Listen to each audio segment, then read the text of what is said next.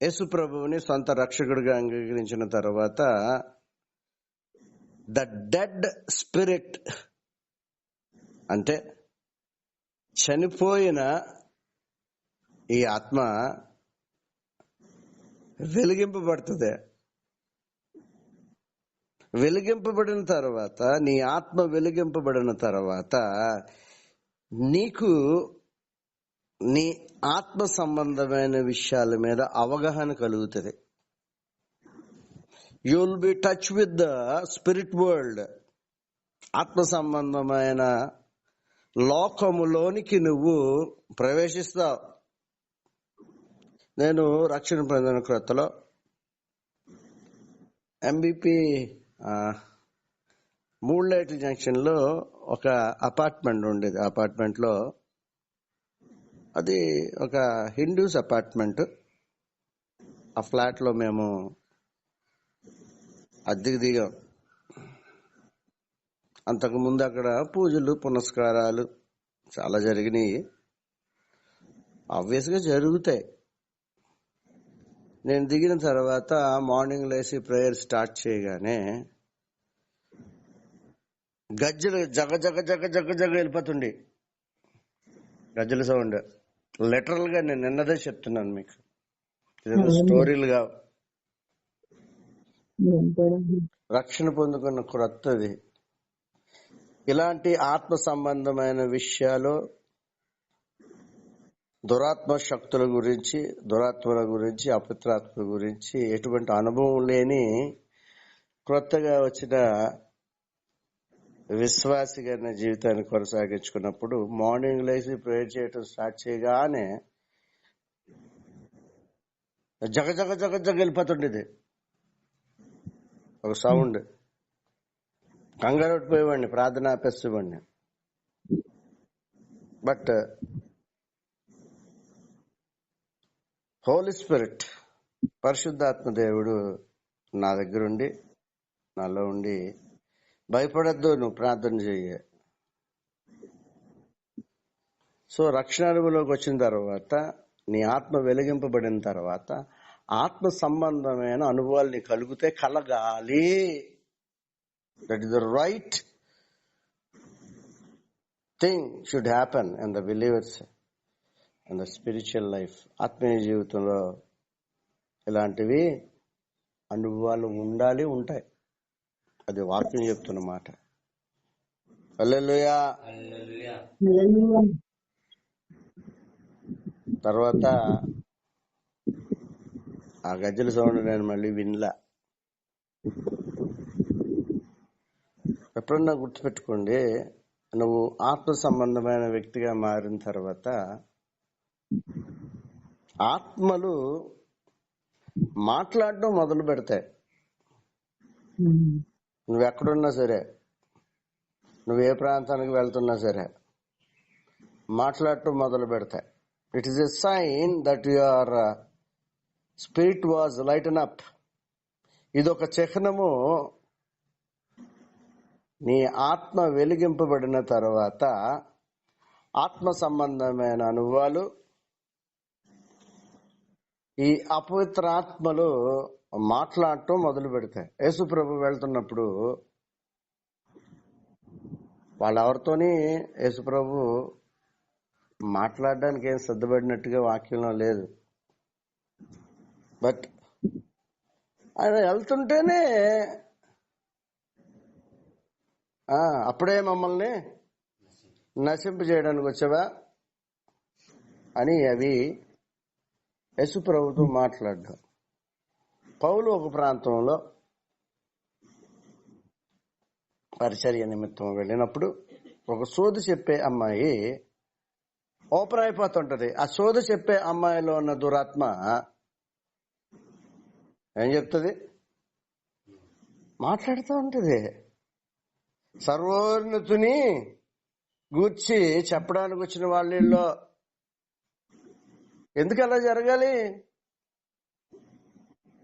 ఎందుకు అలా జరగాలి అంటే ఇట్స్ వెరీ కామన్. మనిషితో మాట్లాడతాడు. ఆత్మ సంబంధంగా నువ్వు అయిన తర్వాత The spirit, the evil spirit will recognize that you are lighten up. నువ్వు వెలిగింపబడిన ఆత్మని అని తెలిసినప్పుడు రక్షణ అనుభవంలోకి వచ్చాడు. యేసుప్రభు రక్తంలో కడగబడి ఈ ఆత్మ వెలిగింపబడింది. చనిపోయిన ఆదాము ద్వారా నిర్జీవం అయిపోయిన మృతమైపోయిన ఈ ఆత్మ యేసు రక్తం ద్వారా వెలిగింపబడిన తర్వాత ఆత్మ సంబంధమైన అనుభవాలు చాలా జరుగుతాయి. బైబిల్లో కనబడుతూ ఉంటుంది. హల్లెలూయా. ఓపెన్ అవుతారు. దురాత్మలు, అపవిత్రాత్మలు ఆత్మ వెలిగింపబడిన తర్వాత, ఆత్మ సంబంధమైన వ్యక్తిగా నువ్వు మారిన తర్వాత యేసు ప్రభు యొక్క సాధనముగా నువ్వు ముందుకు సాగుతున్నప్పుడు డెఫినెట్ గా ఈ అపవిత్రాత్మలు ఏం చేయటం మొదలు పెడతాయి, నీతో మాట్లాడటం మొదలు పెడతాయి. It is a sign. ఇది ఒక గుర్తు, సూచన. ఏంటట గుర్తు? నీ ఆత్మ వెలిగింపబడిందని. హల్లెలూయా. ఇది జ్ఞాపకం చేసుకోవాలా. హాస్పిటల్కి వెళ్ళాం, ఎప్పుడో 15 ఏళ్ళ సంగతి చెప్తున్నా. హాస్పిటల్లోకి వెళ్ళి కరపత్రం ఇచ్చి, లేకపోతే యేసు ప్రభు గురించి చెప్పడానికి, ప్రార్థన చేయడానికి. హాస్పిటల్లో అయితే వాళ్ళున్న స్థితిలో మనం చెప్పిన మాటలు అన్ని ట్రయల్స్ చేసి ఉంటారు. అప్పటికి ఎటువంటి ఆన్సర్ దొరకదు, విడుదల ఉండదు. కానీ దేవుని మాటలు ఆ సమయంలో వింటారు. వాళ్ళు ఏ ఆధారం దొరికితే ఆధారాన్ని వెంబడించడానికి చూస్తారు. సో అక్కడికి వెళ్ళినప్పుడు సువార్త వినడానికి వాళ్ళకి అవకాశం, మనకి చెప్పడానికి ఒక అవకాశం ఉంటుంది. ఆ సందర్భంలో చెప్తా ఉంటుంటే పక్క నుంచి ఒక ఆమె మాట్లాడుతుంది. ఆమె ఛాతి దగ్గర ఆ ఎడం పక్క భాగము పెద్ద కన్నం ఉంది. అయినా అలా చాలా చక్కగా మాట్లాడుతుంది, చాలా స్ట్రాంగ్ గా మాట్లాడుతుంది. నాకు ఆశ్చర్యం వేసింది. ఆమె నాతో మాట్లాడుతుంది. వెళ్తాను అనుకున్నావా? నేను అనుకున్న చేసే వరకు వెళ్ళని నాతో మాట్లాడుతుంది ఆమె. ఇదేంటి దేవుడి వెళ్ళంటుంది ఏంటి? నా ఫస్ట్ లో వెంటనే ఈ క్రొత్త అనుభవాలుగా తెలియదు అంటే పరిశుద్ధాలు చెప్తాడు, మాట్లాడుతుంది ఆ దురాత్మ నీతో. వెంటనే విడిచిపోవాలి అమ్మాయి, నువ్వు మానవుల మీద నీకు ఎటువంటి హక్కు లేదు, యేసునామమున విడిచిపో అని ప్రార్థన చేశాను. అప్పటికి 2-3 వారాల నుంచో, 4 రోజుల నుంచో పైనుంచి ఆమె అక్కడ ఉంటుంది. ఈ ఛాతి దగ్గర ఉన్న ఎడం ఛాతి వైపు ఉన్న పెద్ద హోల్ ఉంది అక్కడ, కన్నం. ఆపరేషన్ కి అవ్వట్లా, అది మానట్లా. ప్రార్థన చేసిన తర్వాత నేను విన్న మాట, నెక్స్ట్ వీక్ ఆమెకు ఆపరేషన్ అయిందని. హల్లెలూయా. గుర్తుపెట్టుకోండి, as long as you have a problem or a sinful nature, you could not get any healing. The Holy Spirit will not work in you. He could not heal you. నీలో పాపము ఏలుబడి చేసినంత కాలము, దేవునికి ఇష్టము లేని రీతిలో నీ జీవితాన్ని కొనసాగించుకున్నంత కాలము హీలింగ్స్ ఉండవు. హల్లెలూయా. విడుదల ఉండదు. ఎంత మంచి మందులు వాడు.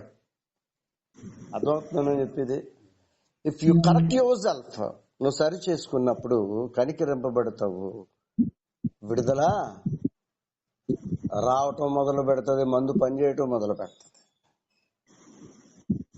కాబట్టి ఎవరైనా సరే ఒక బలహీనత కలిగి ఉండి దాని నుంచి విడుదల పొందుకోవట్లేదంటే, గాడ్ ఈస్ టీచింగ్ సంథింగ్.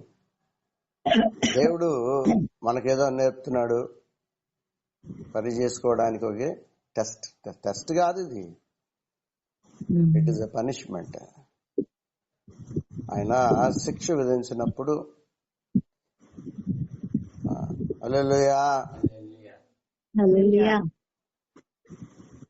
కాబట్టి మనలో ఉన్న బలహీనతలు గాని, శారీరక రుగ్మతలు గాని, మానసిక రుగ్మతలు గాని, అంటే శరీర సంబంధమైన బలహీనతలు గాని, రోగాలు గాని, మానసికమైన పరిస్థితుల్లో సరిగా లేకపోవడం. చూడండి, చాలా మంది వరి అయిపోతా ఉంటారు, కంగారు పడిపోతా ఉంటారు, తొందరపడిపోతా ఉంటారు. They don't know what to do. ఏం చేయాలో నడిపింపు ఉండదు, ఒక లీడింగ్ అంటూ ఉండదు.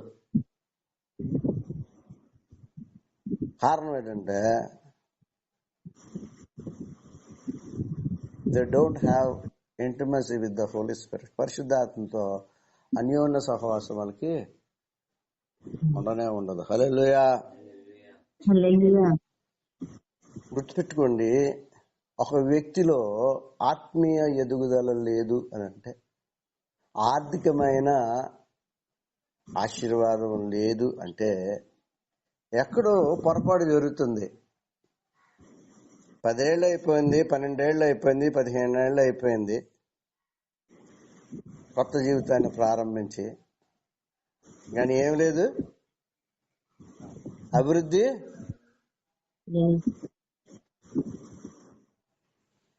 రక్షణ అనుభవంలోకి వచ్చిన తర్వాత ఆత్మీయంగా ఉంటది, ఆర్థికంగా కూడా ఉంటది.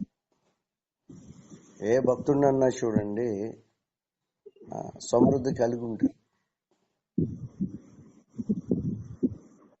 పొరపాట్లు చేసినప్పుడు, బుద్ధిహీనమైన పనులు చేసినప్పుడు ఆ సమృద్ధి ఏమైపోద్ది?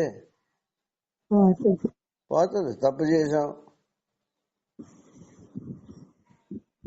ఒక మోసంలో చిక్కిపోయినప్పుడు, నువ్వు నష్టపోయినప్పుడు ఖచ్చితంగా ఆర్థిక పరమైన ఇబ్బంది ఏర్పడుతుంది. హల్లెలూయా. ఈ రోజున రక్షణ అనుభవంలోకి వచ్చిన తర్వాత నీ ఆర్థిక పరమైన ఇబ్బందులు కంటిన్యూస్ గా ఉండకూడదు. అర్థమైందా? బిడ్డల జీవితాల్లో కూడా మనం ఏం చూడాలా? ఆర్థిక పరమైన ఇబ్బందులు చూడడానికి లేదు. సమృద్ధి కలిగి ఉండాల. నీకన్నా నీ పిల్లలు ఉన్నతమైన స్థితిలో ఆర్థిక పరమైన, అర్థమవుతుందా, ఆర్థిక పరమైన ఇబ్బందులు ఎదుర్కోకుండా ఉండాల. సమృద్ధి కలిగి ఉండాల.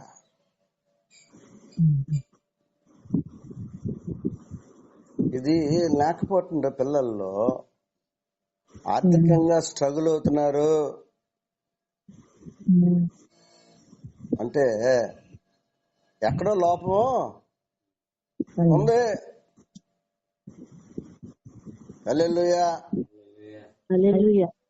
ఒకరికి ఇచ్చేలాగా మన పిల్లలు ఉండాలి. హల్లెలూయా.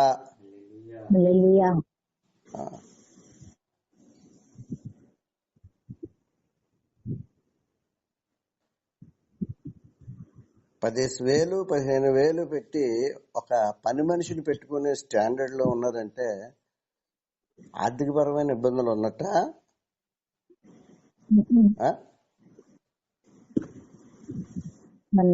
దేవుళ్ళలోకి వచ్చిన తర్వాత నీ బిడ్డలు ఆర్థిక పరమైన ఇబ్బందులు ఎదుర్కోకూడదు. వాక్యంలో రాయబడింది, అతడు చేయనిదంతయు సఫలమగును అని ఉంది. మనం చేసే పని గాని, వ్యాపారం గాని, అది అంచెలంచెలుగా ఏమవ్వాలా? ఖచ్చితంగా అభివృద్ధి చెందాలా. అది అది ఆగిపోతుంది అంటే ఎక్కడో సరి చేసుకోవాల్సి ఉంది. దేనికో కాంప్రమైజ్ అయిపోయారు వీళ్ళు లోక సంబంధంగా.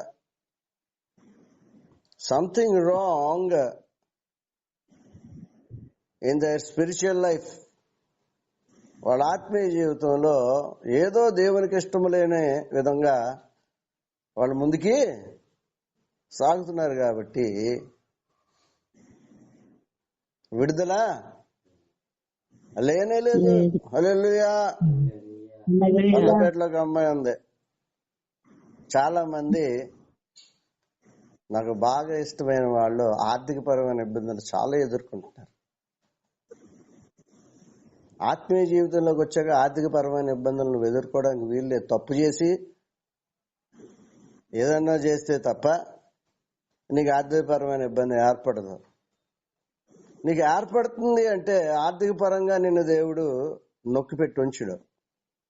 అది జరుగుతుంది అంటే ఏదో పొరపాటు. హల్లెలూయా.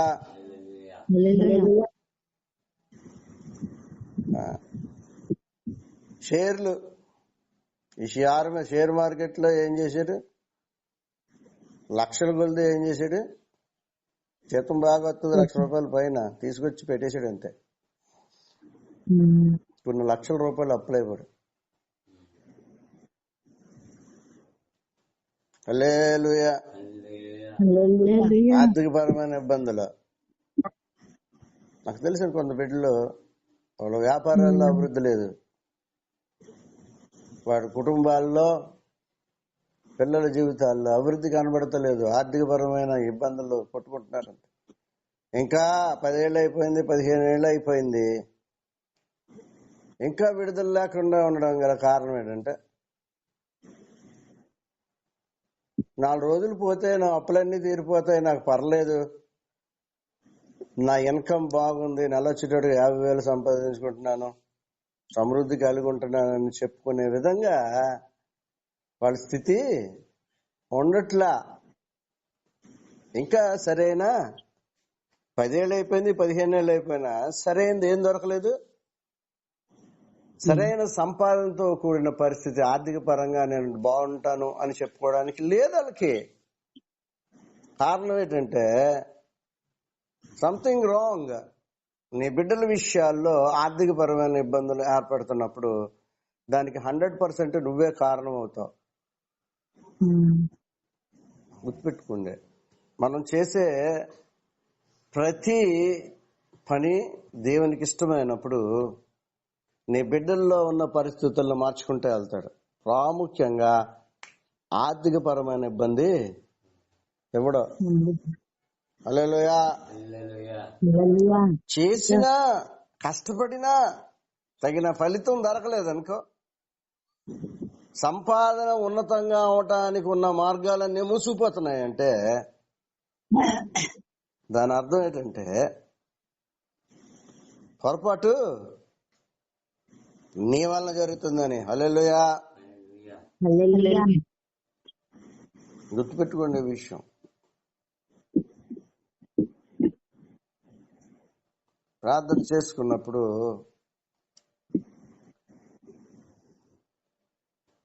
ఆత్మతో నింపబడిన వ్యక్తికి ఎవ్రీథింగ్ విల్ బి రివీల్డ్. ప్రతిదీ బయలుపరచబడుతుంది. The situation of your children, the situation of your future, నీ యొక్క భవిష్యత్తు గురించి గాని, నీ పిల్లల పరిస్థితులు గాని, you'll have a clear picture. అర్థమవుతుందా? నీ పిల్లలు ఏ స్థితిలో ఉంటారో చెప్పగలుగుతావు. హల్లెలూయా. ఎందుకంటే ఆత్మతో నింపబడిన వ్యక్తివి. నువ్వు ఆత్మలో ప్రార్థన చేస్తున్నప్పుడు ఖచ్చితంగా పరిశుద్ధాత్ముడు వాక్యంలో కొరింథీయులకు రాసిన మొదటి పత్రిక 14 ఉన్న విషయం క్లియర్ గా జరుగుతుంది. ఆత్మలో వాళ్ళు ఏం చేస్తారట? మర్మములను పలుకుచున్నారు, సీక్రెట్స్ మాట్లాడతారంట. ఏమైతే తెలీదో అవి బయలుపరచబడతాయి. That is the spirit prayer, the result of the spirit prayer. ఆత్మ ప్రార్థనలో జరిగేది ఇదే. ఫలితాలు కనబడుతూ ఉంటాయి. పిల్లల గురించి నీకు బెంగ ఉంది, నీకు భరోసా ఉండాలి కదా, నా పిల్లలు నీ దేవుడు ఖచ్చితంగా ఇంతకాలం ఎందుకు సఫర్ చేస్తున్నాడు నా పిల్లల్ని అని నువ్వేం చేయగలిగి ఉండాలా? పోరాడగలిగి ఉండాలి. హల్లెలూయా.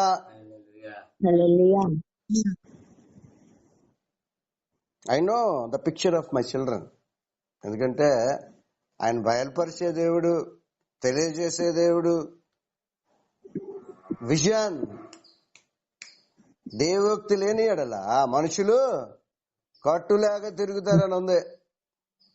చెడిపోతారని ఉంది. దేవోక్తి అంటే తెలుసా?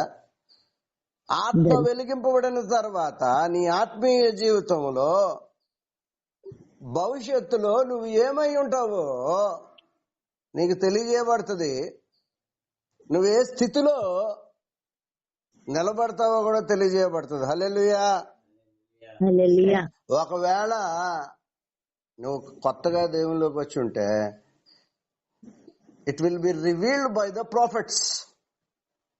ఫలానా ప్రాంతానికి వెళ్ళినప్పుడు ప్రవక్తల ద్వారా దేవుడు ఏం చేస్తాడు? నీ భవిష్యత్తును కూడా బయలుపరుస్తాడు. నీకే కాదు, నీకు తెలియజేయడమే కదా, కన్ఫర్మేషన్ కి కొంతమంది ప్రవక్తలు కూడా నీకు ప్రార్థన చేసినప్పుడు ప్రవచిస్తారు. నువ్వు ఇలాగ వాడబడతావు, నువ్వు ఇలాగ వెలిగింపబడతావు అని నీకు తెలియజేయబడుతుంది, నీకు తెలుస్తుంది. హల్లెలూయా. దేవుడి నుంచి నీకు మాట వచ్చినప్పుడు కదా నువ్వు ధైర్యంగా ఉంటావు. ఎప్పుడుంటది రా భరోసా? నువ్వు భయంకరమైన తిరిగి రాని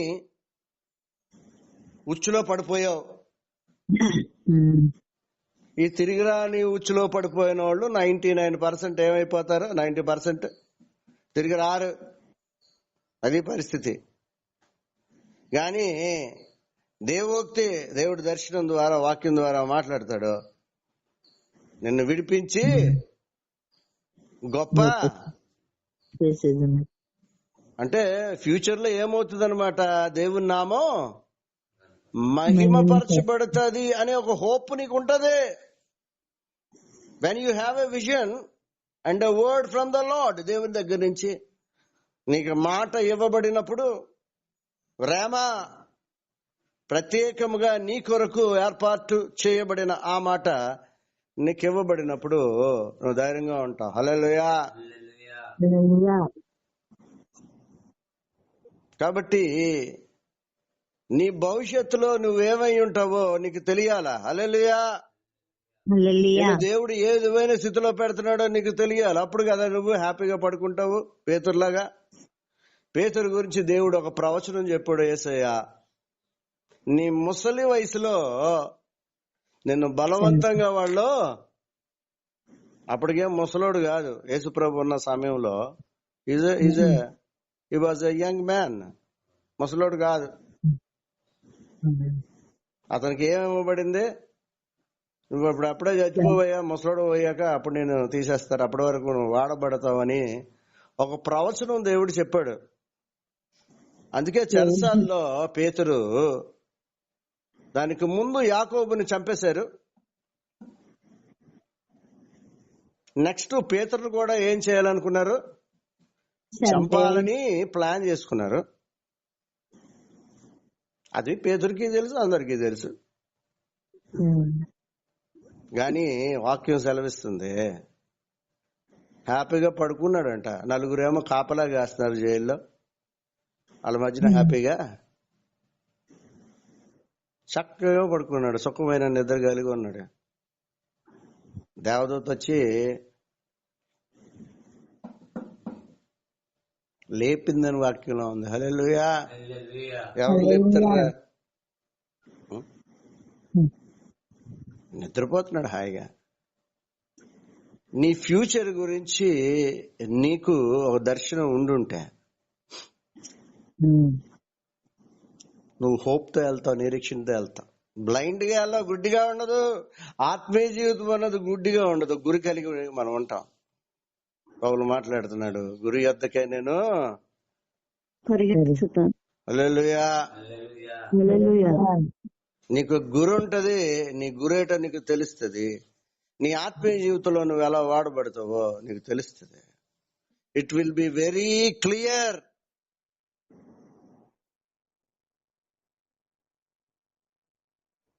బోంకే, రీనాడ్ బోంకే అనే జర్మన్ ఎవాంజలిస్ట్, మన 11వ సంవత్సరంలోనే 9వ సంవత్సరంలో అనుకుంటా యేసు ప్రభువుని తెలుసుకున్నాడు.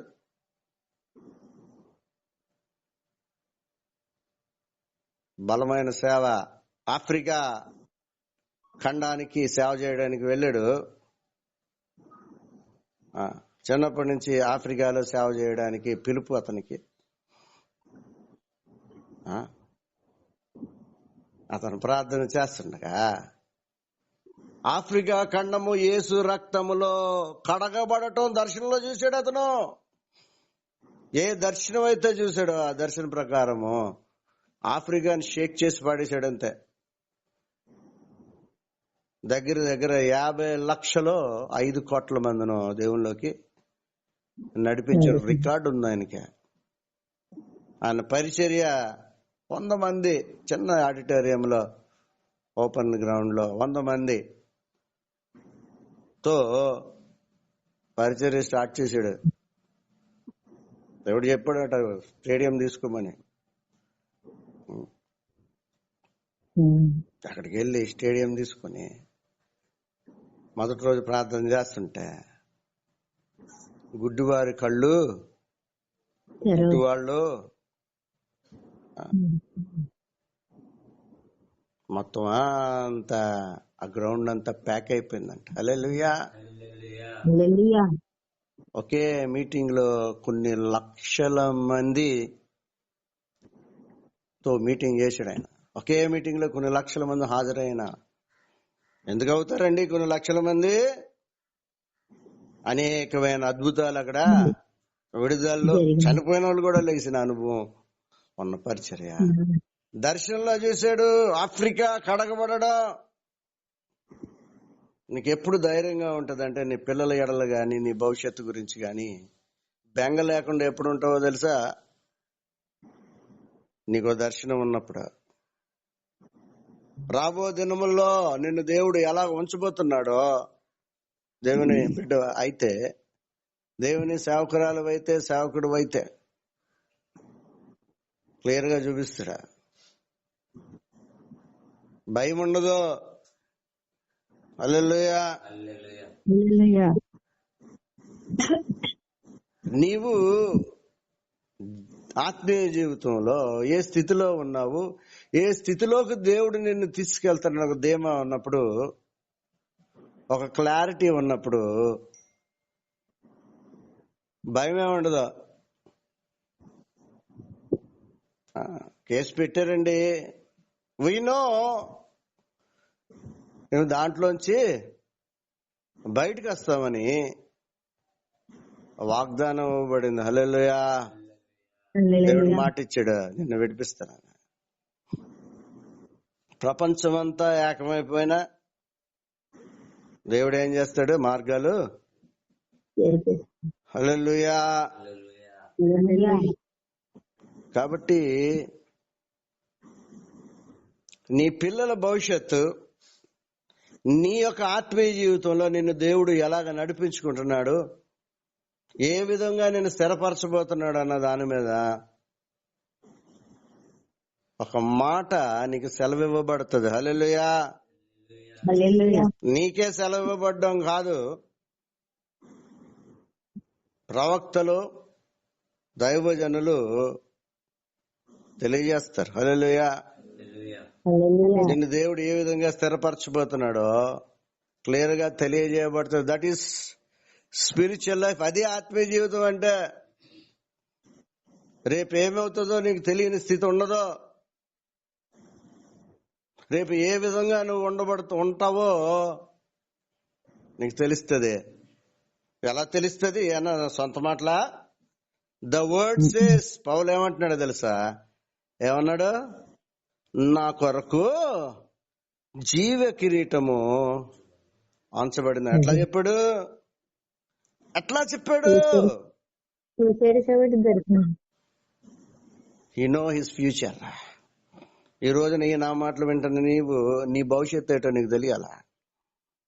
దేవుడు నిన్ను ఎందుకు పిలుచుకున్నాడో తెలియాలి. నాకు తెలుసు దేవుడు నన్ను ఎందుకు పిలుచుకున్నాడు, ఏ విధంగా వాడుకుంటాడో నాకు తెలుసు, ఆ విధంగా వాడబడటం నాకు తెలుసు. Hallelujah. So you must have a clear picture on your future. How God is going to use you, ఏ విధముగా దేవుడు నిన్ను వాడుకుంటాడో అనే దాని మీద నీకు క్లియర్ గా తెలిసి ఉండాలి. హల్లెలూయా. అదే ఆత్మీయ జీవితం. హల్లెలూయా. క్రీస్తులో నువ్వు ఏమై ఉన్నావో అదే ఆత్మీయ జీవితం. అడుగు చాలా మందిని, ఏంటి బ్రదర్ నీ పరిస్థితి, నన్ను దేవుడు ఇలా వాడుకుంటున్నాడని చెప్పగలిగి ఉండాలి. హల్లెలూయా. దిస్ ఈజ్ మై కాల్, ఎందుకు నన్ను పిలుచుకున్నాడని చెప్పాలా. నేను సహాయం చేయడానికి పిలుస్తాడో, ప్రార్థనకు పిలుస్తాడో, సాక్షిగా ఉండడానికి పిలుస్తాడో, ఇంకా వాక్యం చెప్పడానికి నిన్ను వాడుకుంటాడో వీ డోంట్ నో. తెలీదు గాని తెలియజేయబడుతుంది. గుర్తుపెట్టుకోండి, అందులో అభివృద్ధి ఉంటది. హల్లెలూయా. హల్లెలూయా. బిజీ అయిపోతావు, నువ్వు బిజీ అయిపోతావు. హల్లెలూయా. హల్లెలూయా. వాడబడతావు. హల్లెలూయా. హల్లెలూయా. అనేక ప్రాంతాలకి దేవుడు నేను తీసుకెళ్తాడు. నీకు తెలియని రాష్ట్రాలకి దేవుడు తీసుకెళ్తాడు. నువ్వు ఎరగని ప్రదేశాలకి దేవుడు తీసుకెళ్తాడు. ఈ రోజున ఈ నా మాటలు వింటున్న నీవు వెలిగింపబడిన ఆత్మ ఏ విధమైన స్థితిలో ఉంటుందో నువ్వు తెలుసుకోవాలా. హల్లెలూయా.